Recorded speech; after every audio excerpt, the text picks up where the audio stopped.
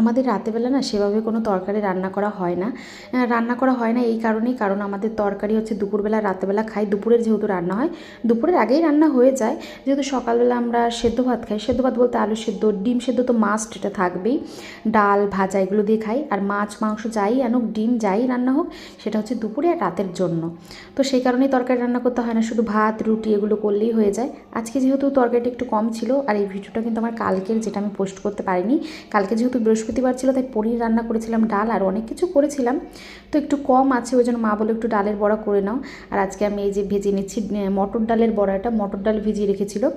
আর বড়াটা কিন্তু আমি পেঁয়াজ ছাড়াই ভেজেছি। এটা জানো তো, পেঁয়াজ দিয়ে ভাজলে অনেক ভালো লাগে ডালের বড়া, আমার তো খুবই পছন্দের একটা। আর এই বাড়িতেও দেখি সবাই খুব পছন্দ করে ডালের বড়াটা। পেঁয়াজটা দিতে পারিনি, ওই যে বৃহস্পতিবার ছিল ওই জন্য পেঁয়াজটা দিতে পারিনি।